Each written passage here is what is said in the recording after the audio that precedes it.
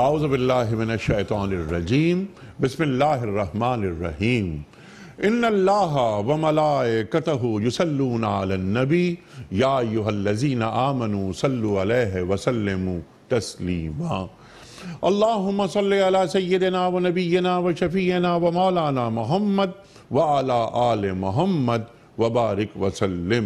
محترم خواتین و حضرات، روح رمضان کے ساتھ ایک بار پھر حاضر میں ہوں آپ کا میزبان انیق احمد۔ روح رمضان میں آج کا ہمارا موضوع حیا، دین حیا کے تعلق سے کیا ارشاد فرماتا ہے، اس کے ساتھ ساتھ سرکار دو عالم صلی اللہ علیہ وآلہ وسلم کے فرمودات وہ بھی ہم گفتگو میں لے کر آئیں گے۔ ہمارا دین ہمیں کیا تعلیم کرتا ہے یہ ہم معلوم کریں گے محترم مفتی محمد نجیب صاحب سے۔ خواتین و حضرات، مفتی محمد نجیب صاحب ایک بہت جانا مانا نام تشریف فرما ہیں۔ ایک اور بہت مقبول نام ہمارے ملک کا محترم مفتی ارشاد احمد اعجاز صاحب تشریف فرما ہیں۔ قاری قرآن محمد اکبر مالکی صاحب، ہمارے چوتھے اور آخری شریک محترم محمد خاور نقش بندی صاحب۔ چاروں معزز مہمانوں کو خوش آمدید کہتا ہوا پروگرام کا آغاز کرنا چاہوں گا سورہ نور کی آیت نمبر 21 سے۔ اعوذ باللہ من الشیطان الرجیم، بسم اللہ الرحمن الرحیم۔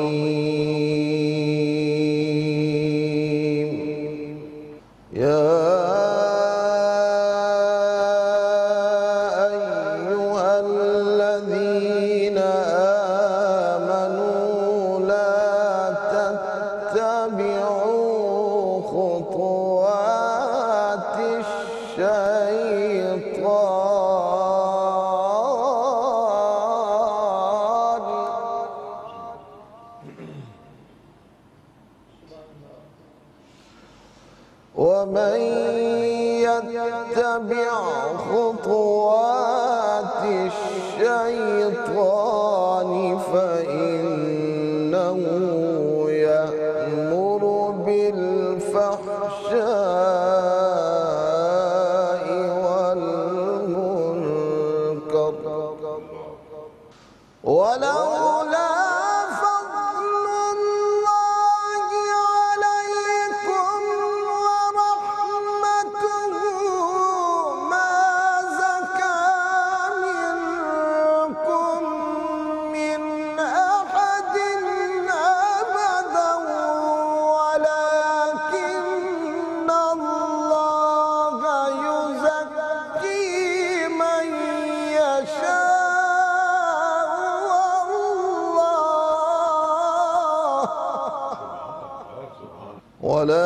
ولكن الله يزكي من يشاء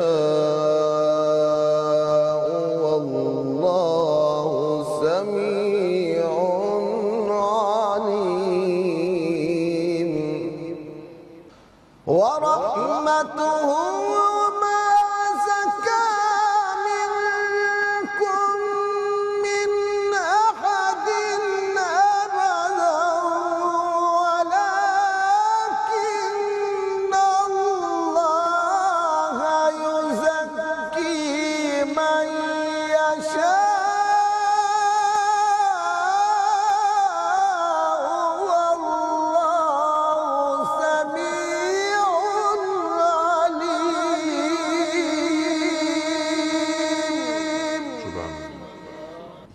ولكن الله يزكي من يشاء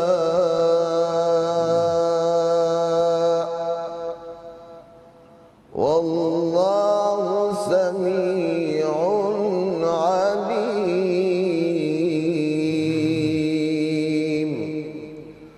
صدق الله العظيم۔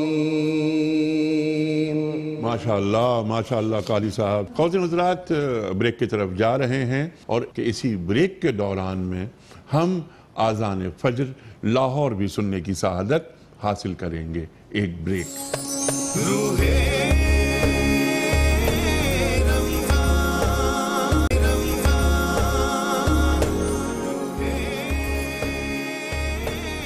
ویلکم بیک خواتین و حضرات، روح رمضان میں ایک بار پھر خوش آمدید۔ تشریف فرما ہے محترم مفتی محمد نجیب خان صاحب، محترم مفتی ارشاد احمد اعجاز صاحب، قاری قرآن محترم محمد اکبر مالکی صاحب، اور ثنا خوان رسول کریم صلی اللہ علیہ وآلہ وسلم محترم محمد خاور نقشبندی صاحب۔ نعت رسول مقبول صلی اللہ علیہ وآلہ وسلم کے لیے محترم محمد خاور نقشبندی صاحب۔ اٹھا دو پردہ، دکھا دو چہرہ، کہ نور باری حجاب میں ہے، زمانہ ہو رہا ہے کہ مگر کب سے نقاب میں ہے، اٹھا تو پردہ، انہی کی بو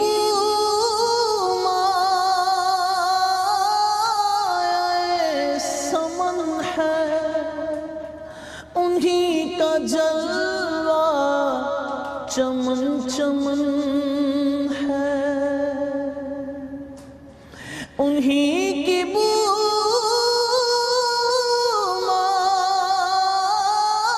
مائے سمن ہے، انہی کا جلوہ چمن چمن ہے، انہی سے گلشن مہک رہے ہیں، انہی کی رنگت گلاب میں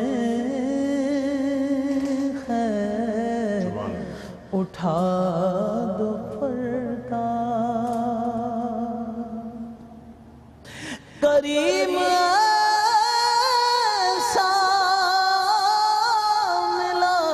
جس کے کھلے ہیں ہاتھ اور بھرے خزانے، بتاؤ اے مفلسوں کے پھر کیوں تمہارا دل اضطراب میں ہے، اٹھا دو پردہ، دکھا دو چہرہ، کہ نور باری حجاب میں ہے، زمانہ تاریک ہو رہا کہ مہر کب سے نقاب میں ہے، اٹھا دو پردہ۔ سبحان اللہ۔ خواتین حضرات، روح رمضان میں جس موضوع پر گفتگو ہوگی وہ ہے حیا، ہمارا بنیادی موضوع۔ مفتی صاحب ارشاد فرمائیے، یہ حیا ہوتی کیا ہے، اور ہمارا دین ایک یہ حیا پر، حیادار معاشرے پر، حیادار مرد، حیادار عورت کیوں اتنا زور دیتا ہے؟ بسم اللہ الرحمن الرحیم، نحمدہ و نصلی علی رسولہ الکریم۔ جیسے کہ آپ نے انٹرو میں حدیث پڑھی، اور یوں آتا ہے کہ وہ چیزیں جو پچھلی انبیاء کرام علیہ السلام کے اخلاقیات سے ملتی ہے، اس میں ایک یہ بنیادی چیز تھی کہ ہر جگہ سے یہ آتا تھا اذا فات الحیا فافعل ما شئت، کہ اگر کسی سے حیا فوت ہو جائے تو پھر آپ وہ جو مرضی کرنا کر سکتے ہیں، you can expect any thing from ہم۔ حیا وہ وصف ہوتی ہے جو اللہ تبارک و تعالیٰ نے فطرتاً ایک بچے کے اندر رکھی ہوتی ہے۔ جب وہ پیدا ہوتا ہے تو اس حیا کو لے کے پیدا ہوتا ہے، اور بچہ فطرتاً اس لیے اسلام پہ پیدا ہوتا ہے تو حیا اس کی فطرتی وصف ہے، انسان کی فطرتی وصف ہے یہ، اور جب تک وہ اپنی فطرت پہ باقی رہتا ہے یہ حیا جو ہے یہ خاص اس کی وصف ہوتی ہے۔ کیا چیز ہوتی ہے؟ وہ اندر کی وہ صفت ہے جو انسان کو ناپسندیدہ غیر معروف کاموں سے روک دیتی ہے، اس کو وہ بریک کا کام کرتی ہے۔ ٹھیک ہے، یقیناً اس کے اندر دو چیزیں بہت اہم ہوتی ہیں، ایک اس کی نگاہ بہت اہم ہوتی ہے، ایک اس کا قلب بہت اہم ہوتا ہے کہ اس کے بارے میں کیا سوچتا ہے، کیا دیکھتا ہے، لیکن نگاہ بنیاد ہوتی ہے کہ جس چیز پہ پڑتی ہے اس کا اثر فوراً قلب پہ پڑ رہا ہوتا ہے۔ حیا حیات سے ہے، اس کی برکت سے قلب زندہ رہتا ہے، قلب کی حیات ہوتی ہے اس کی برکت سے۔ اور آپ دیکھیے کہ اللہ تبارک و تعالیٰ نے انسان کے اندر یہ وصف رکھی ہے کہ انسان، آپ پچھلی تاریخ کو آدم علیہ السلام سے لے کے غلطی ہوئی تھوڑی سی تو سب سے پہلے کیا ہوا کہ جب وہ شرمگاہیں کھل گئی تو سب سے پہلے شرمگاہ کو پتے فوراً فطرت میں پڑے ہوا تھا یہ۔ آپ قبائلیوں کو دیکھیں گے، یعنی وہ ریڈ انڈینز اور وہ جو جنگلات میں ملے گی تو وہ بھی پتوں سے ڈھانپ لیتے تھے۔ فطرت انسان کی یہ اندر مزاج میں پڑی ہوئی تھی یہ بات۔ اور پھر دوسری بات یہ فرمائی کہ اس لیے کہ ایمان اور یہ ساتھ ساتھ چلتے ہیں۔ ایمان کے حدیث میں آتا ہے کہ 70 سے زیادہ شعبے ہیں اور حیا اس کا ایک مستقل ایمان کا شعبہ ہے، کہ جب یہ حیا فوت ہونے لگتی ہے تو ایمان ضائع ہونے لگتا ہے، اور جب یہ حیا جاتی ہے تو پھر بے حیائی کے راستے سے پھر بہت ساری چیزیں ایسی آتی ہیں جس سے ایمان ضائع ہو جاتا ہے، ایمان کے اندر کمی آنا شروع ہو جاتی ہے، ایمان کمزور ہونا شروع ہو جاتا ہے اور آدمی گناہوں کی طرف مائل ہونا شروع ہو جاتا ہے۔ اور جب وہ بے حیائی کی طرف چل پڑتا ہے تو اس کا نقصان پھر یہ ہوتا ہے کہ اوورآل معاشرے کے اندر کیا چیزیں ہوتی ہیں، معاشرے کے اندر سے احترام اور تقدس کی اقدار ختم ہونا شروع ہو جاتی ہیں۔ جب بے حیائی شروع ہوتی ہے نا تو بہت ساری چیزیں، آپ نے ایک بات جو میں فرمائی تھی کہ پتہ نہیں چلتا کہ اقدار ختم ہو گئیں، اور اگلی نسل کو تو اندازہ ہی نہیں ہوتا، کیونکہ جب اس سے آگے والی نسل آئی ہوتی ہے وہ تو اسے پتہ ہی نہیں ہوتا کہ یہ بھی کوئی اتنی اقدار کے اندر اتنا بڑا گیپ آ جاتا ہے۔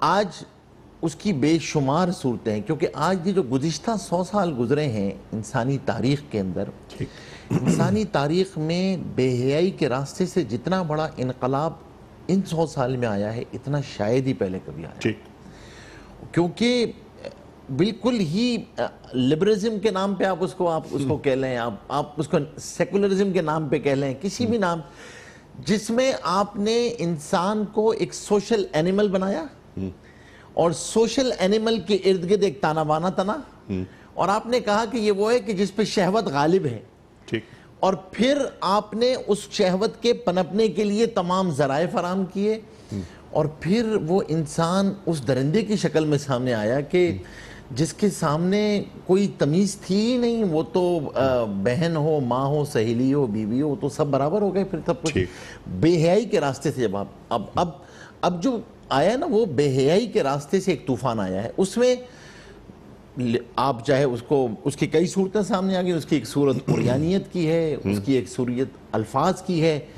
تو اب یہ حیا شروع کہاں سے ہوتی ہے؟ سب سے پہلے تو حیا کا اقدار اللہ جل شانہ خود ہے۔ اللہ سے حیا کرو، حضور پاک صلی اللہ علیہ وسلم سے حیا کرو، جس میں آتا ہے اللہ سے ایسے حیا کرو جیسے اس سے حیا کرنے کا حق ہے۔ اور کیا حق ہے؟ اللہ اکبر۔ یہ جگہ آتا ہے ایسے حیا کرو جیسے اپنے قبیلے والوں سے، رشتہ داروں سے حیا کرتے ہو کہ ان کے سامنے کرتے ہوئے گھبراتے ہو۔ تو اور جب بے حیائی کے راستے پہ چلتا ہے نا انسان، جو آج ہوا ہے، جو سب سے بڑا نقصان ہوا ہے، وہ یہ ہوا ہے کہ امت کی خلوتیں محفوظ نہیں رہی۔ ٹھیک ہے، امت کی جلوت بھی محفوظ نہیں، امت کی خلوت بھی محفوظ نہیں۔ ٹھیک ہے، مومن کی تنہائی بھی پاکیزہ ہوتی ہے۔ پاکیزہ آیات پڑھی ہوئی تھی، اللہ جل شانہ نے اس کے بعد بے حیائی کے بعد جو لفظ استعمال فرمایا وہ پاکیزگی کا، اللہ تبارک و تعالی پاکیزگی لے کے آتا ہے۔ تو مومن کی خلوت، مومن کی جلگت، مومن کی تنہائی سب پاکیزہ ہوتی ہیں۔ اب جب آدمی سے حیا نکلتی ہے تو پھر وہ الفاظ سے، گفتار سے، نگاہ سے، افکار سے، خیالات سے ان سب چیزوں سے نکلتی چلی جاتی ہے، اور پھر ایمان کمزور ہوتا چلا جاتا ہے، کیونکہ حیا اور ایمان تو ساتھ ساتھ دو ساتھی ہیں، ایک ساتھی اٹھا تو دوسرا خود بخود اٹھ جاتا ہے۔ مفتی صاحب اسی بات کو میں چاہتا ہوں، 2 3 4 باتیں جو بڑی اہم آپ نے اٹھائیں اس پر مفتی صاحب کی جو کمنٹس ہیں، جو آپ کی رائے ہے وہ بھی سامنے آ جائے۔ اقدار کی بات کی مفتی نجیب صاحب نے، اقدار کون طے کرتا ہے؟ ارشاد۔ بسم اللہ الرحمن الرحیم، نحمد و نصلی علی رسولہ الکریم۔ دیکھیے، ہم لوگوں کا بحیثیت مسلمان اور وہ تمام اہل مذہب جو کہ خدا پہ ایمان رکھتے ہیں، ان کا اس بات پہ عقیدہ ہے کہ اس کائنات کی تخلیق خدا نے کی ہے، اور اس کائنات کے اندر رہن سہن کے اصول بھی خدا متعین کرتا ہے۔ ٹھیک۔ اللہ سبحانہ و تعالیٰ نے انسان کو جو پیدا کیا تو اس میں 2 صفات ایسی رکھی ہیں جو صفات بہیمیت ہیں، یعنی اللہ نے وہ صفات حیوانات میں بھی رکھی ہیں، انسانوں میں بھی رکھی، لیکن انسان کی اور حیوانات کی جو یہ صفات ہیں ان میں ایک فرق رکھا، اس پر پابندی لگا کے۔ ایک اس میں سے کھانے پینے کی انسان کی جبلت ہے اور فطرت ہے، اور ایک اس کی جنسی تعلق کی ہے۔ اللہ سبحانہ و تعالیٰ نے دونوں کے بارے میں پاکیزگی کی اصطلاح استعمال فرمائی، لہذا کھانے پینے کی چیزوں کے بارے میں بھی کلوا من الطیبات کا لفظ استعمال فرمایا۔ اور اس کے لیے جو دوسرا والے صفت بہیمیت ہے، اس کے اندر اللہ سبحانہ و تعالیٰ نے ایک اصطلاح استعمال فرمائی جو تلاوت بھی کی گئی، فحشا کی۔ اس کا مطلب ہے کہ اللہ تعالیٰ نے ایک معیار مقرر فرمایا کہ ان چیزوں کو جو ہم نے انسان کے اندر رکھی ہیں، ان چیزوں کو انسان ایک خاص پردے کے تحت کرے گا، اور اس کے انسان جو ہے وہ خاص انداز میں اس کام کو کرے گا۔ چنانچہ اسی وجہ سے اللہ سبحانہ و تعالیٰ نے قرآن کریم میں بھی اس بات کا ارشاد فرمایا۔ حضرت آدم علیہ السلام کے جس واقعے کی طرف مفتی نجیب صاحب نے اشارہ فرمایا، اللہ سبحانہ و تعالیٰ نے قد انزلنا علیکم لباسا یواری سواتکم کی آیت نازل فرمائی، جس میں ارشاد ہوا کہ ہم نے تم پر لباس اتارا ہے جو تمہاری بری چیزوں کو ڈھانپ کے رکھتا ہے۔ تو یہ جو اقدار ہیں کہ انسان اپنے جسم کے کتنے حصے کو کھولے گا، ڈھانپے گا، جس کے لیے ہم حیا کا لفظ استعمال کرتے ہیں کہ انسان کے اندر، اس کے قول کے اندر، اس کے فعل کے اندر، اس کے انفرادی اور اجتماعی رنگ کے اندر حیا کی فطرت ہو، یہ اللہ سبحانہ و تعالیٰ اس کے اصول بھی دیتا ہے اور اس کا مادہ انسان کے اندر ودیت بھی کرتا ہے۔ سبحان اللہ، یہ بنیادی بات آپ نے وضاحت کر دی کہ جو حیادار معاشرہ ہے اس کی تعمیر ہوگی دینی خطوط پر، اور اقدار دین بیان کرے گا۔ ایسا نہیں کہ عقل انسانی اسے طے کر لے کہ ہمارا معاشرہ، اس میں 2 مردوں کی شادی وہ بھی ہو رہی ہے کیونکہ صاحب لا پاس ہو گیا، لیکن حیادار معاشرہ جو کہتا ہے وہ بات کہتا ہے جو اللہ کہہ رہا ہے، اور سرکار دو عالم صلی اللہ علیہ وآلہ وسلم کے ذریعے پوری عالم انسانیت کو وہ اقدار متعارف کی گئی ہیں۔ مفتی صاحب آپ کی گفتگو جاری رہے گی، میں مزید سوالات آپ کی خدمت پہ رکھوں گا، لیکن فی الحال ایک بریک۔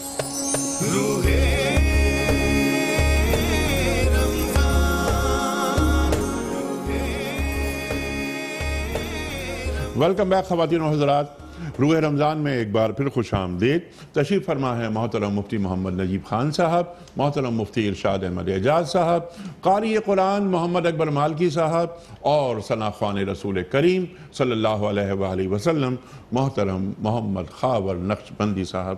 مفتی صاحب، جہاں آپ کی بات کٹی تھی وہیں سے میں بات کو آگے بڑھانا چاہ رہا ہوں۔ آپ نے بالکل کلیئر یہ بات کر دی کہ حیادار معاشرہ تعمیر اس کی ہوگی جن اقدار پر وہ دین سے برآمد ہوں گی۔ ایسا نہیں کہ عقل انسانی اپنی ویلیوز خود طے کر لے۔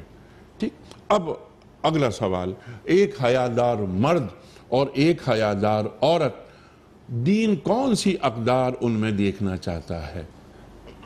دیکھیے، حیا کا جو تصور ہے اس کے 2 حصے ہیں۔ ایک حیا کا تصور ہے جس کا تعلق انسان کے جن کو ہم کہتے ہیں کہ فحشا، قرآن کریم نے جس کی لفظ استعمال کی، اس کا الٹ، یعنی انسان مرد اور عورت کے درمیان جو اللہ نے پردہ داری رکھی ہے، جس کا تعلق اس کے اعضاء سے ہے اور اس کی جنسی تعلق سے۔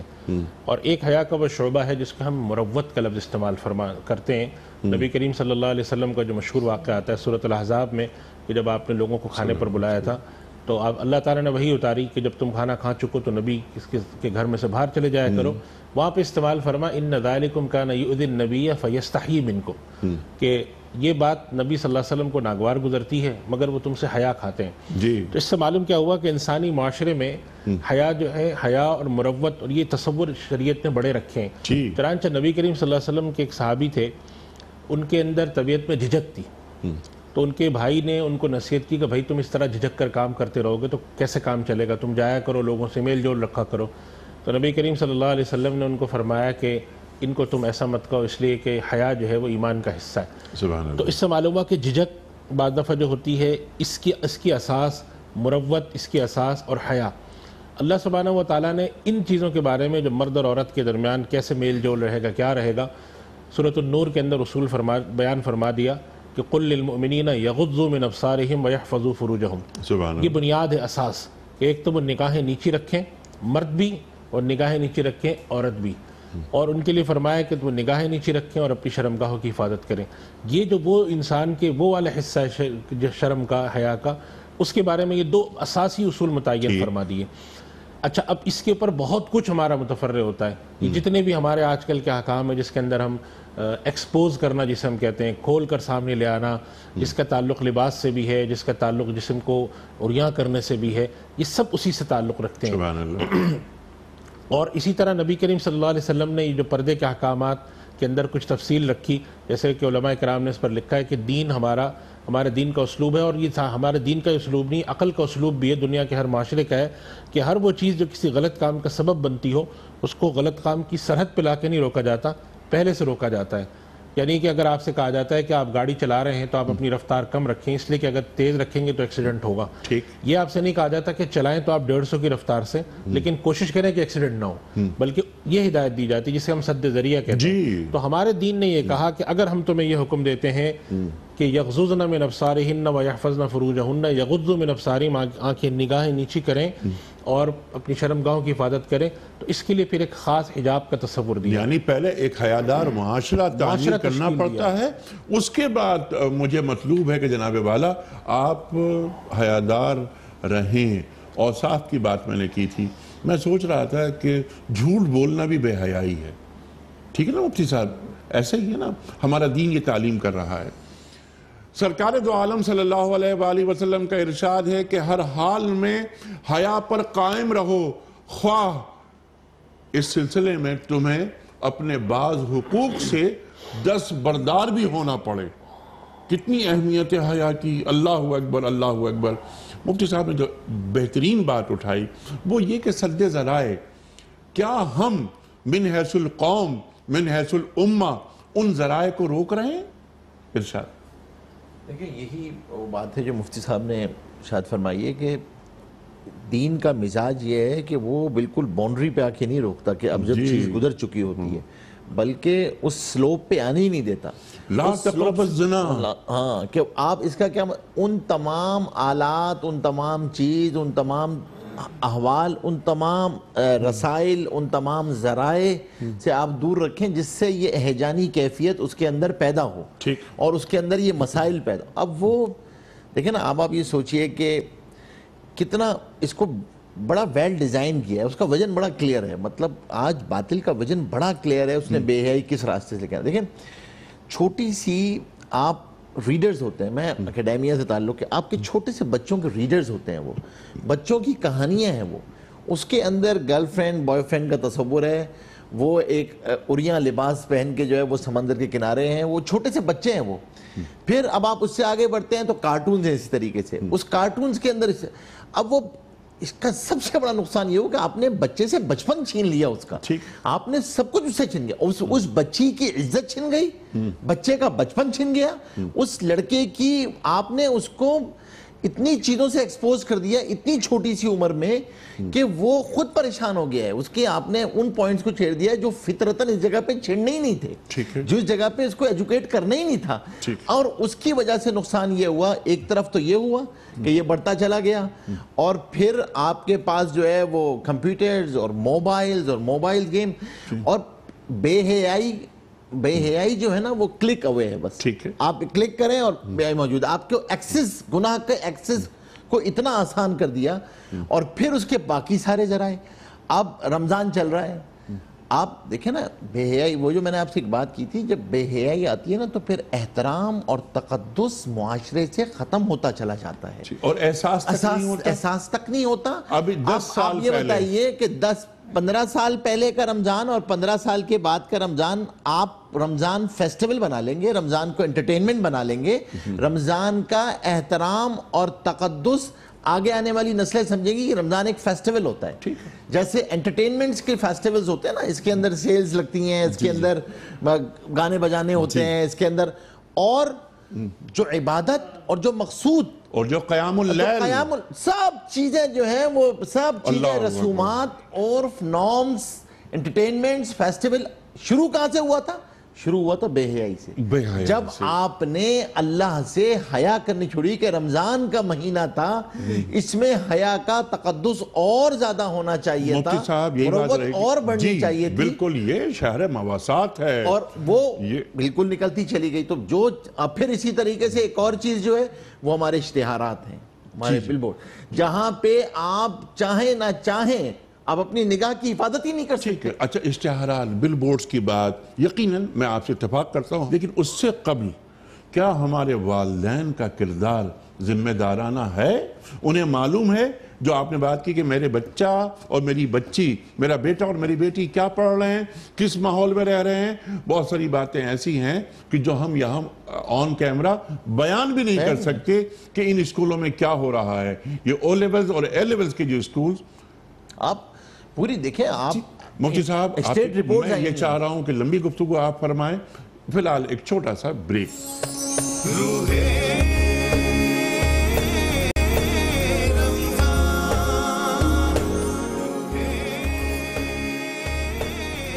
ویلکم بیک خواتین و حضرات. روح رمضان میں ایک بار پھر خوش آمدید. تشریف فرما ہے محترم مفتی محمد نجیب خان صاحب، محترم مفتی ارشاد احمد اعجاز صاحب، قاری قرآن محمد اکبر مالکی صاحب اور ثنا خوان رسول کریم صلی اللہ علیہ وآلہ وسلم محترم محمد خاور نقشبندی صاحب.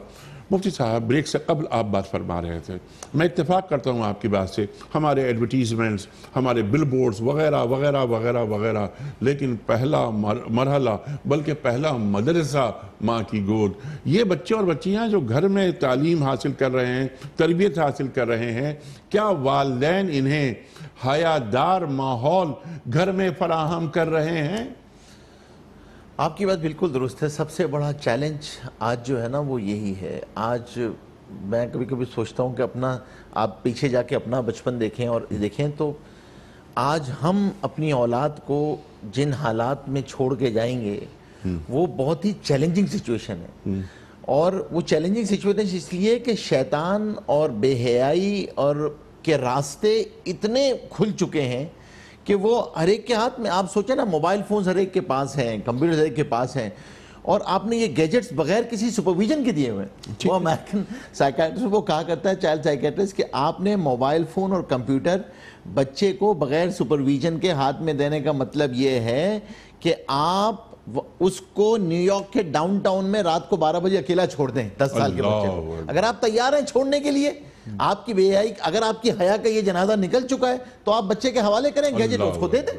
ایک طرف کیسینو ہے، ایک طرف یہ ہے، ایک طرف جیسے وہاں پہ اس کی عزت محفوظ نہیں ہے اس ڈاؤن ٹاؤن کے اندر، اسی طرح جب گیجٹ اس کے ہاتھ میں ہے تو ایمان محفوظ نہیں ہے، اس کا ایمان داؤ پہ لگا ہوا ہے. جب کمپیوٹر اس کے ہاتھ ایکسس، آپ سوچیں نا، سن شوڈ بی کلک اوے.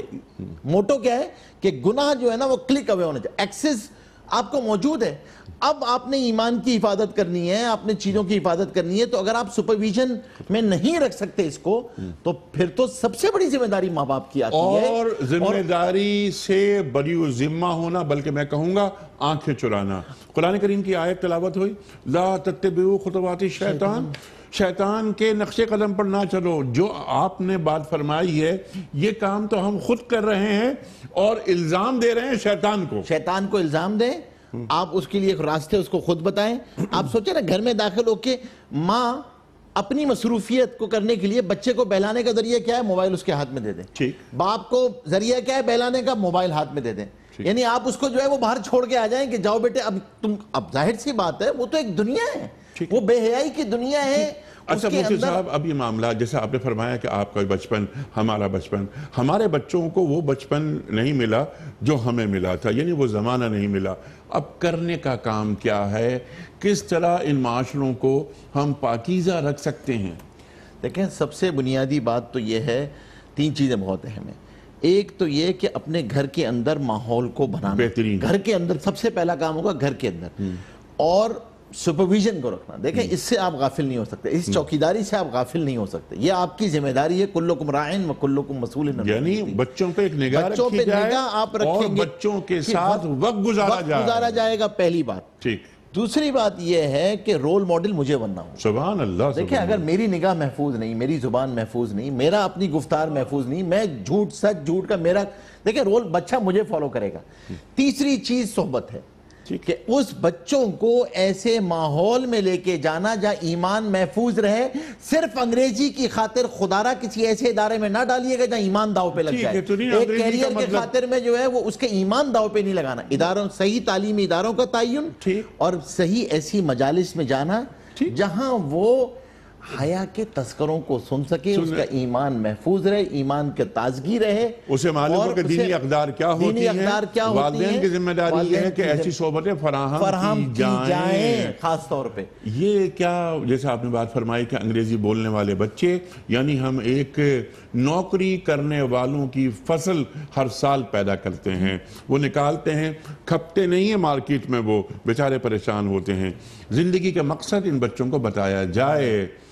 بات کروائیں گے مزید آپ سے. خواتین و حضرات، اس وقت ہمیں جانا ہے بریک کی جانب. واپس آئیں گے ٹو ڈوز، کرنے کے کام. 3 کام بتائے مفتی نجیب صاحب نے. اسی بات کو آگے بڑھائیں گے مفتی ارشاد صاحب، مگر ایک بریک کے بعد.